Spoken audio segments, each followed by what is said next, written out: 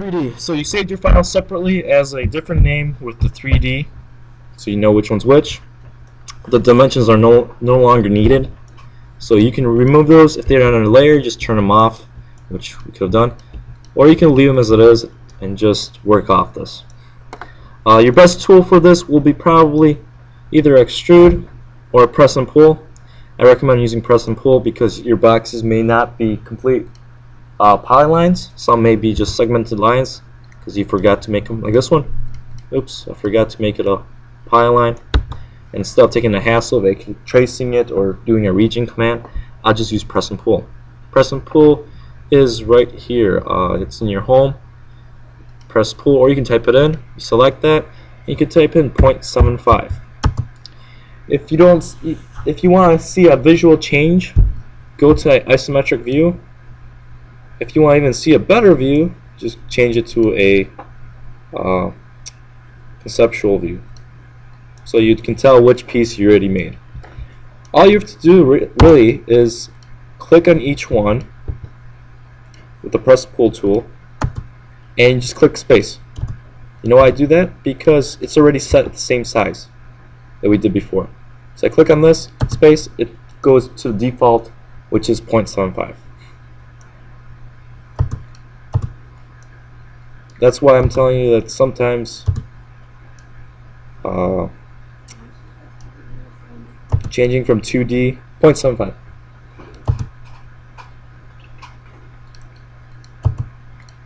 Oops. And be careful not to freeze your computer.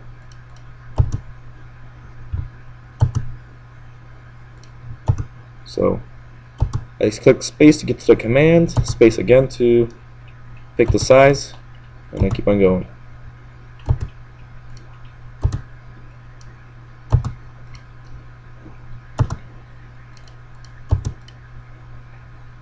Now the good part about keeping the number in this part, that's why I only said to delete the dimensions, is that you will know how many to make copies of to place into your item.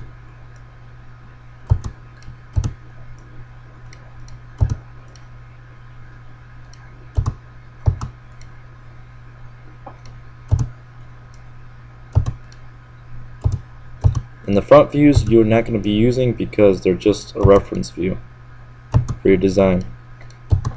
It was a way of just making it easier to understand what pieces we need and what sizes. Otherwise, the risk of making a mistake would be pretty high. Alright, so once you actually have all of them in 3D, all the parts, you should, I recommend at least, you don't have to, go back to your top view and just make copies to the amounts you need. So 2 of these, so you have 1, 2. You need 4 of these, so I'll move it once first, and then I'll make 3 more. 1, 2, 3. Move that over. Oops. I need 6 of these. Ooh.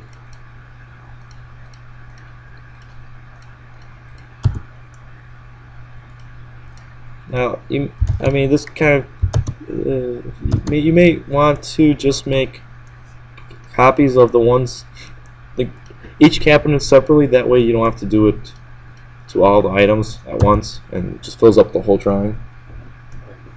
Plus, we have 2 36s, so once you design the shelf for the 36 of one of them, you can just copy it over and just use it for the next one. So take that into consideration. What I would recommend using for placing these 3D items together would be to use the 3D rotate. You can get to the 3D rotate by going to your home tab when there's a button right here, 3D rotate. The other option of getting to it is to go to modify, 3D operations, 3D rotate. So you select that 3D rotate, you select one item, and just the way as you did the front view, design it that way. That way it will be so much easier for you. This is where you have to play around to figure out which coordinate to use. I'm using the green X, actually Y coordinate to rotate it. Now the cool part about this one, there's 6 of them, they're exactly the same size, I'm gonna actually delete the rest. I should have not made copies. And I'm just gonna copy 1 over by 36. I think that's right. If that's not, that's okay. I'll find out once I put the pieces inside. I'm moving this one over to the top over here, in between, snapping it on. Make sure your O snap is on, otherwise this will be a lot more difficult. A lot more difficult. Does that make sense? It will be more difficult. Okay.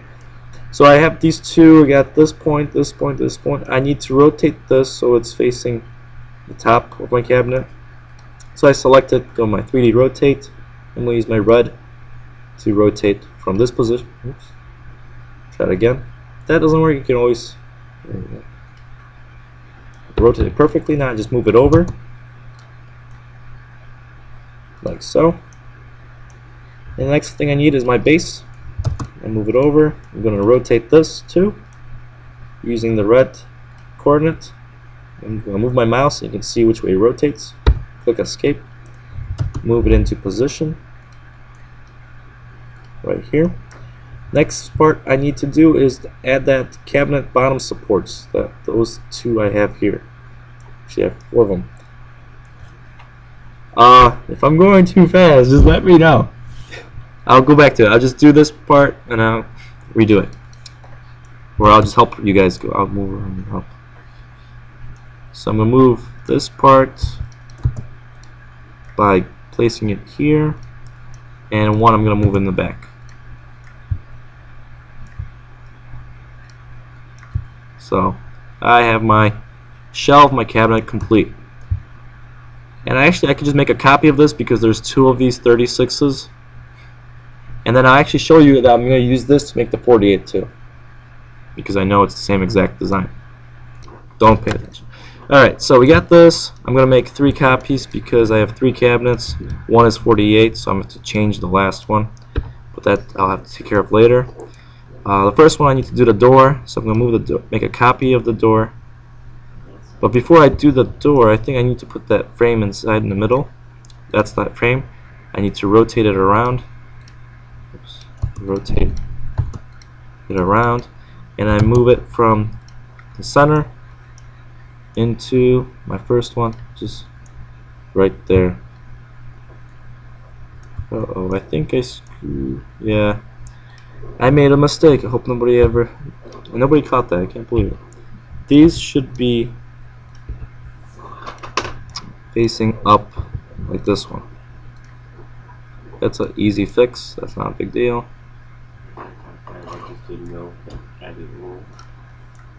Yeah, so yeah, but see, I found a mistake. We have that. Now we have to move the doors in. One door here. This actually is moved back by 0.75. So that way the door is right on top of it, right? I could just mirror this to make it easy for myself. Oops. Done. That's one done. Next one, I use this. I go to move command, move that corner. I place it into here. Then I take it and copy it down, depending on how deep my bottles are around. I would say 8 inches. If you want to add additional one, you can do that. Oh, look at that wasted space. Guess we could have designed something better here. That's okay. You can modify this later on for a better design. Alright, next one is the 48 inch. This is right now is 36. An easy way to make this a 48 inch would be this. So I recommend watching this. So it's a 36 inch. I'm going to make it into 48 inch like instantly almost. What we're going to do is move this 12 and copy this over 12 and union both. Three moves, I turn my 36 into a 48 without extruding faces or anything, and each piece. Alright, maybe I did make a mistake. when I did the copy 12 over and I unioned all these pieces together. Instead, I should be unioning each piece to each piece. So it's an additional little step, but because I want each one to be. Why not just press pull each face? Because then it becomes one piece. Two. We'll end up with the same problem. Well, no, like I moved the side panel over, right? And then I just press pulled it like 12 inches, and then it was still one object, one. Was it each separate piece? Yeah. Let's try your way. So you said that, delete, right? Yeah. And you did press pull. I just press pulled on that edge. I got it.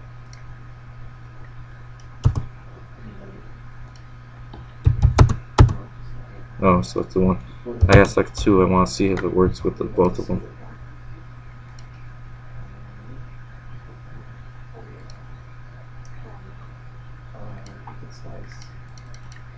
What do you mean let me select it, man? Yeah, I think I know why. View. Well, right. Press pull. How'd you select both of them? I didn't. I did it one by one. Yeah. If you do it that way, yeah. That's another option of doing it. Otherwise, you can just union them.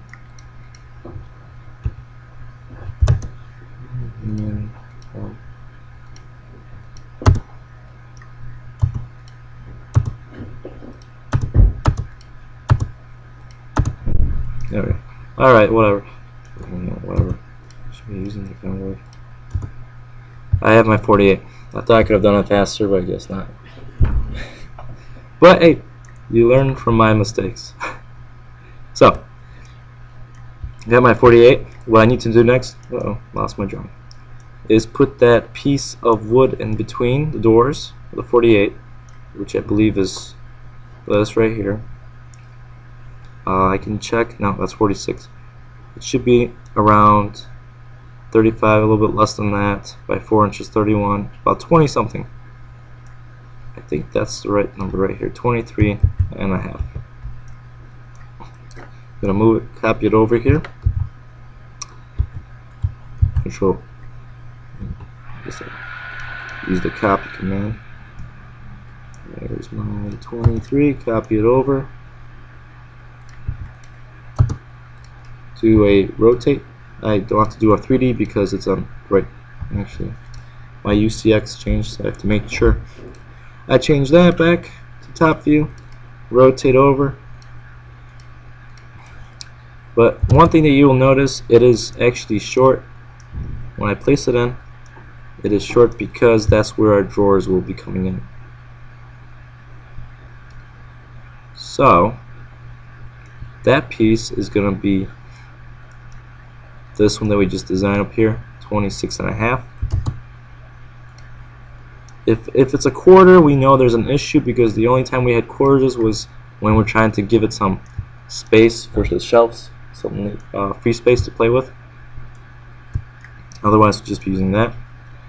The next thing I have to worry about is when I put the doors in, it's going to interfere with these pieces, so I have to move them down on the z-axis about 0.75 the thickness.